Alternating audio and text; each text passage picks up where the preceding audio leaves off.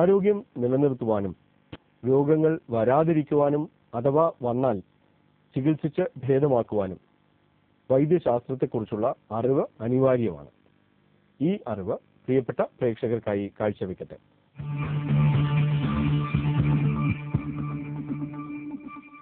വൃക്കകളുടെ ഘടന, പ്രവർത്തനം, വൃക്ക രോഗത്തിന്റെ ലക്ഷണങ്ങൾ, ഇതേക്കുറിച്ച് പറയുവാൻ നമ്മളോടൊപ്പമുള്ളത് തൃശൂർ അമല മെഡിക്കൽ കോളേജിലെ അസോസിയേറ്റ് പ്രൊഫസറും നെഫ്രോളജിസ്റ്റുമായ ഡോക്ടർ ജയന്ത് തോമസ് മാത്യു ആണ്. ഡോക്ടർ, കിഡ്നി എല്ലാവർക്കും അറിയാം, കിഡ്നി ഉണ്ടെന്ന്. പക്ഷെ പലർക്കും കിഡ്നി എവിടെ ഇരിക്കുന്നെന്നറിയില്ല, കിഡ്നി എന്ത് ചെയ്യുന്നെന്നറിയില്ല. കിഡ്നി എവിടെ ഇരിക്കുന്നു, കിഡ്നിയുടെ ഘടന എന്താണ്? പുരുഷന്മാരിലും സ്ത്രീകളിലും 2 വൃക്കകൾ അഥവാ കിഡ്നീസ് ഉണ്ട്. അത് പുരുഷന്മാരിലും സ്ത്രീകളിലും ശരീരത്തിന്റെ ഉള്ളിലാണ്. വയറിന്റെ പിൻവശത്ത് നട്ടലിന്റെ ഇരുവശത്തുമായി ഓരോ വൃക്കകൾ സ്ഥിതി ചെയ്യുന്നു. ഏകദേശം ഒരു 2 ഒരു 99.9% പേരിലും 2 ഉണ്ട്. അപൂർവം ചിലർക്ക് ജന്മന ഒരു വൃക്ക മാത്രമേ കാണുകയുള്ളൂ.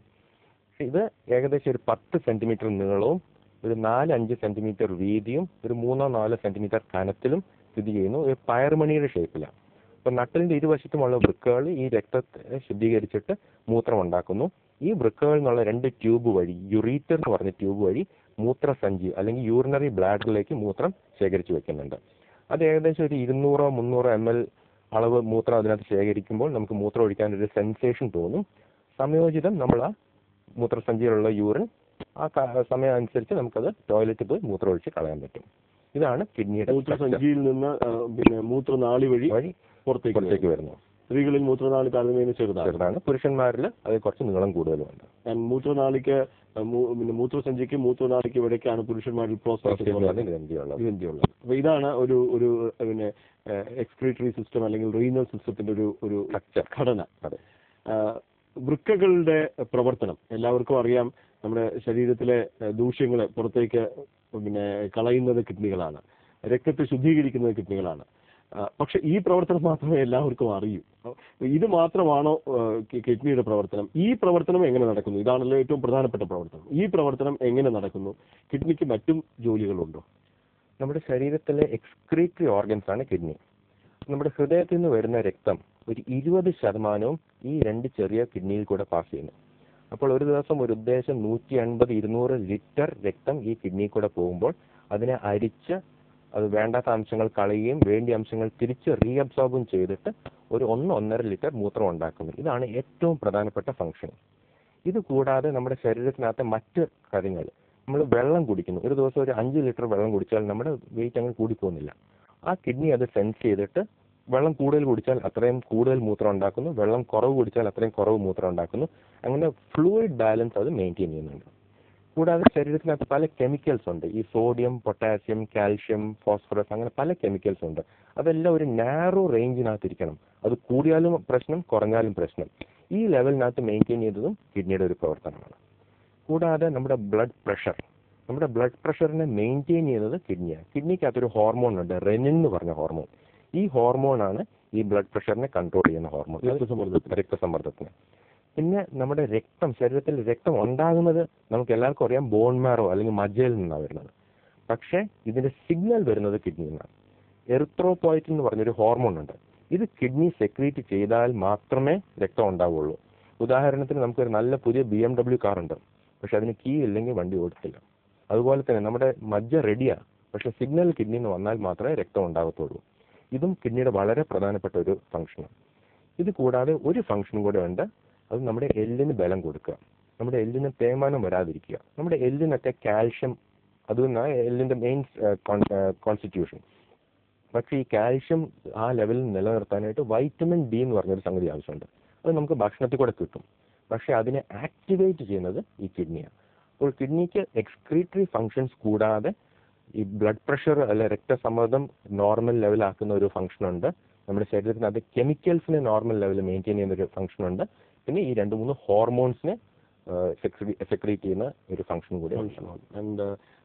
ഞാൻ പ്രധാനമായിട്ടും പ്രമേഹം ചികിത്സിക്കുന്ന ഒരു ഡോക്ടർ എന്ന നിലയിൽ കിഡ്നി ഗ്ലൂക്കോസിനെ ഉണ്ടാക്കി രക്തത്തിലേക്ക് കൊടുക്കുന്നു. ഗ്ലൂക്കോനിയോജനസിസ് എന്ന് പറഞ്ഞൊരു ഗ്ലൂക്കോസുമുണ്ട്. അപ്പോൾ ഈ പറഞ്ഞ മാതിരി എക്സ്ക്രീഷനാണ് അല്ലെങ്കിൽ ശരീരത്തിലെ ദൂഷ്യ ലവണങ്ങൾ പുറത്തേക്ക് വിസർജിക്കുന്നതാണ് കിഡ്നിയുടെ ഏറ്റവും പ്രധാനപ്പെട്ട ജോലിയെങ്കിലും ഒരുപാട് ജോലികൾ വൃക്ക ചെയ്യുന്നുണ്ട്. അതുകൊണ്ട് തന്നെ വൃക്കകൾ വളരെ പ്രധാനപ്പെട്ട അവയവങ്ങളുമാണ്. വൃക്കയ്ക്ക് രോഗം ഉണ്ടായിക്കൂടാ. ഉണ്ടാവുകയാണെങ്കിൽ എങ്ങനെ തിരിച്ചറിയാം? എന്താണ് ലക്ഷണങ്ങൾ? വൃക്ക രോഗത്തിന്റെ ഏറ്റവും പ്രധാനപ്പെട്ട ലക്ഷണമില്ലായ്മ, സിംറ്റമാറ്റിക്. വൃക്കകൾ ഒരു 70-80% ഫെയിൽ ആകുന്നിടം വരെ ലക്ഷണങ്ങളൊന്നുമില്ല.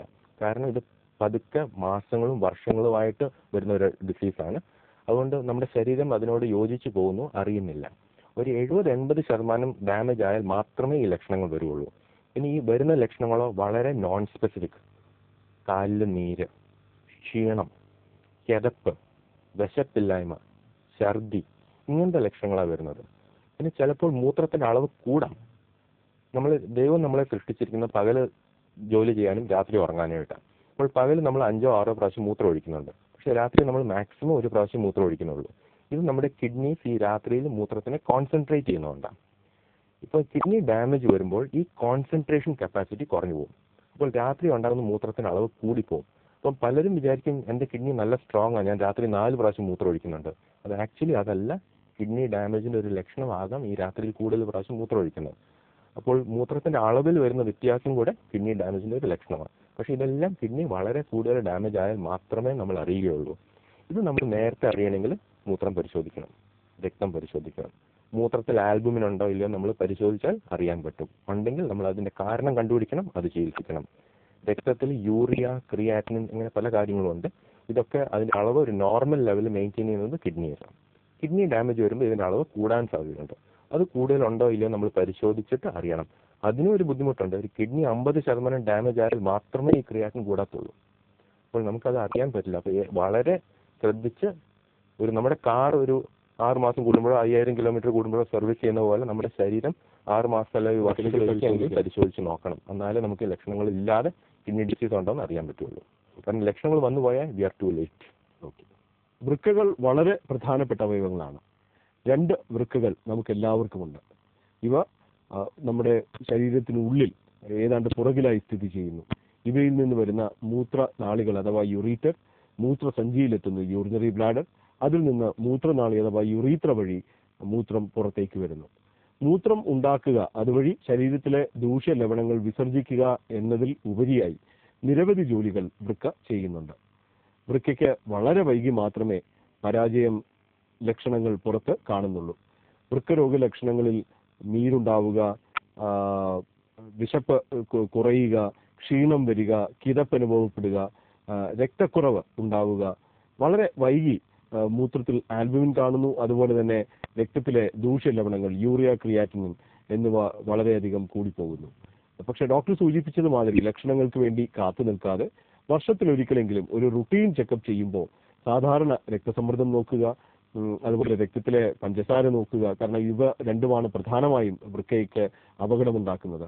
അതുകൂടാതെ വൃക്കയുടെ പ്രവർത്തനം തിരിച്ചറിയാനായിട്ടുള്ള ലളിതമായ പരിശോധനകൾ ചെയ്യുക. ഓർക്കുക, വൃക്കയുടെ പ്രവർത്തനം ഏതാണ്ട് 70%-ലധികം മോശമായി കഴിയുമ്പോഴേ ലക്ഷണങ്ങൾ കാണുന്നുള്ളൂ.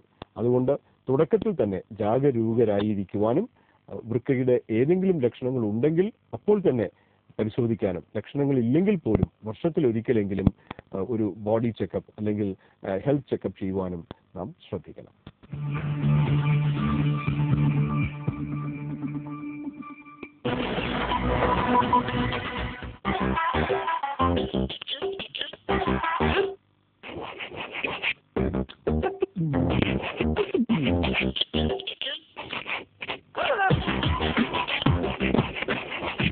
നോക്കിയ സ്ക്രിബിനറി ആപ്ലിക്കേഷൻ കൊണ്ട് ആർക്കും ഒരു ടച്ചിൽ സ്ക്രിബിൾ ചെയ്യാം. ഒരു സ്ഥലത്തിരുന്നു കൊണ്ട് തന്നെ. store.ovi.mobil നിന്നും ഇനിയും കൂടുതൽ ഡൗൺലോഡ് ചെയ്യാം.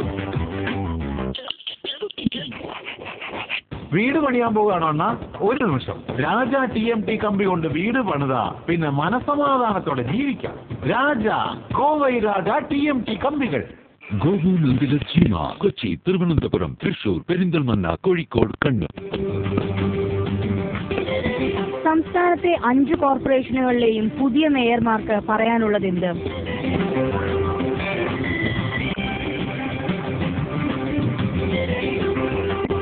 കാണുക സിറ്റി ടൈം ഇന്ന് രാത്രി 8:30 ഏഷ്യാനെറ്റ് ന്യൂസ് ചാനലിൽ. ലൂണാർ സിറ്റി ടൈം സമർപ്പിക്കുന്നത് ലൂണാർ. ചുവടുവയ്ക്കൂ ലൂണാർസിന്റെ പുത്തൻ ട്രെൻഡി ഡിസൈനുകൾക്കൊപ്പം. ഓൺ ടു ലൈൻ റൂഫിംഗ് ഷീറ്റുകളും ടൈലുകളും ഇനി ആസ്വദിക്കൂ ഏതു കാലാവസ്ഥയും. Real recipe, real taste, real fried chicken.